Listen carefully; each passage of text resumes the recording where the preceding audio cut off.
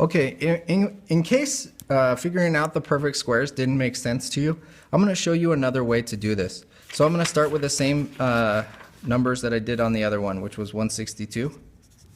Square root of 162. You can break this down using a factor tree. This is going to be 2 times 81, which is going to be 9 times 9, which is going to be 3 times 3, and 3 times 3. Whatever's at the bottom of the branches goes inside of your radical. So this is 2 times 3 times 3 times 3 times 3, okay? Now what we're looking for is a pair.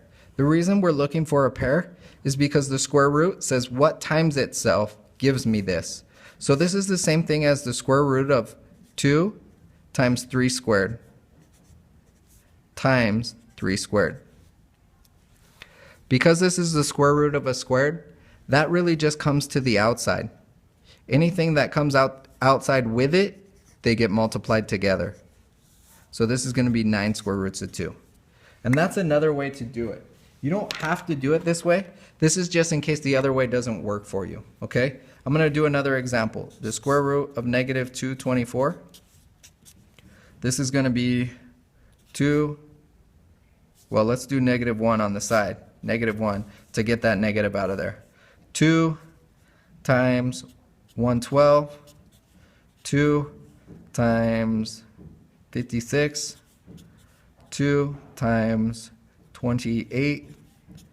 2 times 14. 2 times 7. So everything that's at the end of a branch goes inside of my radical.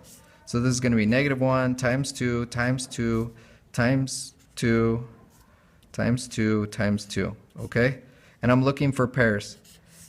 Now the negative 1 I know is just going to be my I, but that doesn't matter. So this is a pair, so that's 2 squared. This is a pair, so that's 2 squared. And then I have an extra 2 on the end. So the squared comes to the outside, so that's going to be a 2 on the outside and a 2. The negative 1 becomes an I, and I'm left with a square root of 2 on the inside. 2 times 2 is 4, so I have 4i square root of 2. And this should really be a, oh, I forgot the 7. I apologize. Times 7 times 7 times 7. So this is actually going to be 14. Forgot that 7 down there. It was too close to my line. So this is going to be plus or minus, remember? And that's my final answer. Okay, look at one more. Square root of negative 12. I'm having a good day saying stuff, but I can't write it down. This is going to be negative 1 times 12, 2 times 6, 2 times 3. You're trying to get prime numbers down here.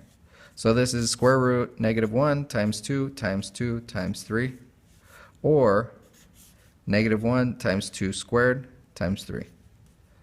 So since it's 2 squared, that comes to the outside. The negative 1 is going to become I, and I'm going to be left with the square root of 3. And that's my final answer. If this is easier for you to do, feel free to do it that way.